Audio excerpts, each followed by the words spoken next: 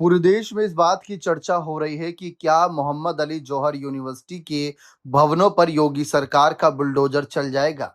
और इन सब के बीच सोशल मीडिया पर लोग यह भी बात कर रहे हैं कि अगर आजम खान सपा से इस्तीफा देकर बीजेपी में शामिल हो जाते हैं तो शायद इस कार्रवाई को रोक सकेंगे।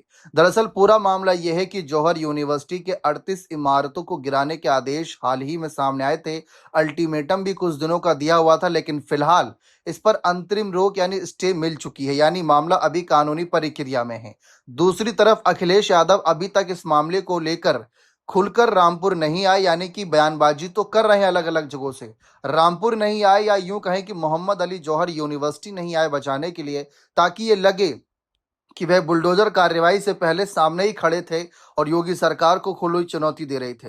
इस मामले पर आजम खान की पत्नी तंजीन फातिमा भी काफी एतराज जता चुकी हैं और नाराजगी दिखा चुकी हैं कि अभी तक अखिलेश नहीं आए। और उन्होंने यह तक कह दिया था कि अखिलेश शायद सीएम नहीं पीएम बनना चाहते हैं, इसीलिए वह अभी उत्तर प्रदेश की सियासत में नहीं बल्कि राष्ट्रीय सियासत में ज्यादा सक्रिय नजर आ रहे हैं। संसद में उनकी बयानबाजी है, छात्रों को बचाने में जुटे हुए हैं।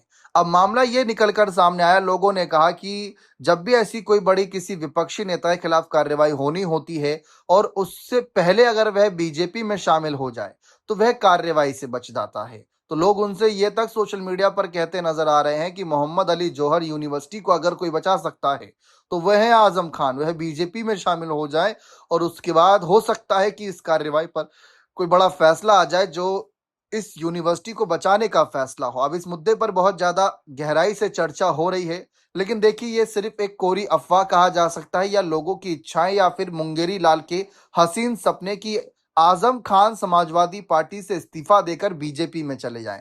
जबकि पहले भी ऐसे माहौल बने, कभी लगा कांग्रेस में जा सकते हैं, कभी लगा बीएसपी में जा सकते हैं मायावती की। अब सवाल उठा रहे हैं लोग कि अगर आजम खान को ये यूनिवर्सिटी बचानी है, अपने आप को तमाम कानूनी पेचीदगी से बचाना है, अपने आप को जेल से बाहर लाना है, तो बीजेपी में जाएं और वहां पर पार्टी के साथ जुड़ें और उसके बाद हो सकता है कि इनकी मुश्किलें कम हो। क्योंकि सबका यही कहना है कि जब से बीजेपी की सरकार आई है तब से आजम खान की मुश्किलें दिन दोगुनी रात चौगुनी बढ़ती चली गई।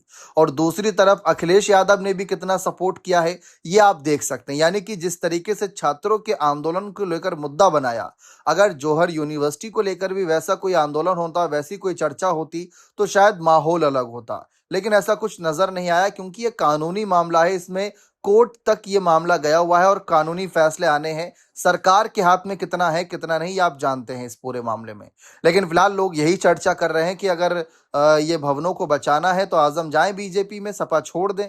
सपा कौन सा ही उनका उतना साथ दे रही है और वैसे भी जेल की सलाखों के पीछे हैं। तो बहुत सारी चर्चा सोशल मीडिया पर हो रही है, लेकिन आप क्या कहना चाहेंगे?